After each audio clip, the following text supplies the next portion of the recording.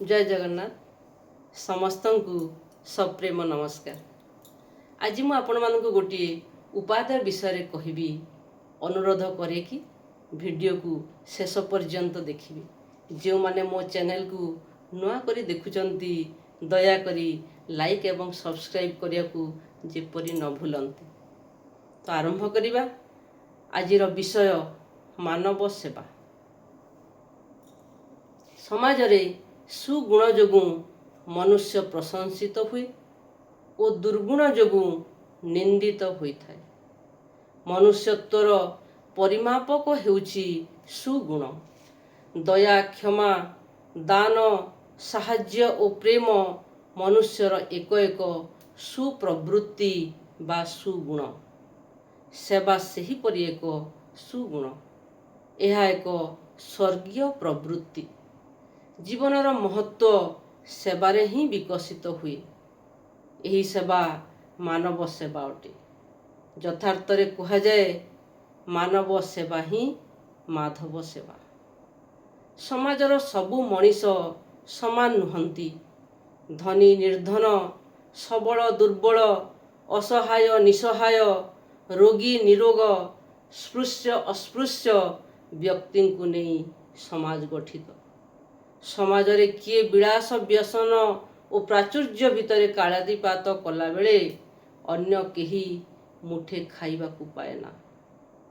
समाज रे सम्मानित उच्च पदाधिकारी व्यक्ति सहित घृण्य अवहेलित और रास्ता कड़र मनीष मध्य अछंती। समाज रे एमानंकर सेवा दरकार। दलित पतित और अत्याचारित मनीष पई भगवान नर देहरे भूमिष्ठ हुअन्ति।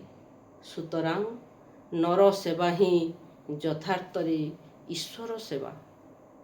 मनुष्य जीवन केवल जन्म मरण रे पर्यवसित नुहे। मानव समाज पई तार किछि कर्तव्य अछि।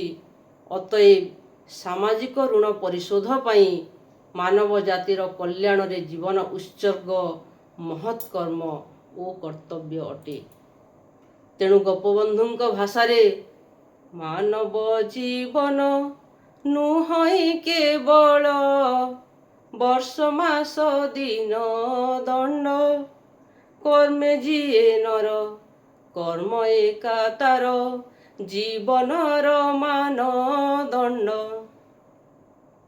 सेवा करिबा कष्टकर व्यापार।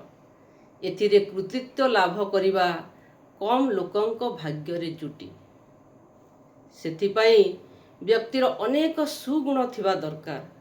जनसेवक प्रथमतः निस्वार्थपर हेबा उचित। संकीर्ण परिसररू ऊर्ध्वकु न उठिले व्यक्ति सेवारे ब्रती होई पारिबो नाही। जनसेवक सांप्रदायिकता ठारू ऊर्ध्वरे रहिबा उचित। जाति धर्म वर्ण निर्विशेषरे मनीष सेवारे आदर्श जनसेवक ब्रती हुए। उदारता, सहिष्णुता, त्याग, साधुता और आग्रह मानव सेवा पई अति आवश्यक उपादान। सस्ता लोकप्रियता और सामाजिक प्रतिष्ठा पई जनसेवा करिबा अविधेय। मानव सेवा मनुष्यर श्रेष्ठ धर्म। समाजर हित, व्यक्तिगत उन्नति और ईश्वर प्राप्ति मानव सेवारे ही निहित। अतएव जीवन को कृतार्थ करिबा पई प्रत्येक मनुष्य मानव सेवारे ब्रती हेबा विधेय। मानव समाजर कल्याण पई कवि राधामोहन गणनायक कंठरू झरी आसीछि उद्बोधनमूलक बाणी।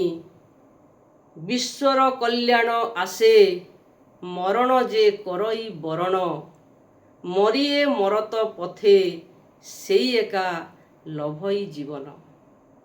जदि मो भिडियोटी आपण मानकु भल लागिथिबो मन को छुईथिबो ताहेले दया करी लाइक एवं सब्सक्राइब करिया को जेपरि न भूलंती।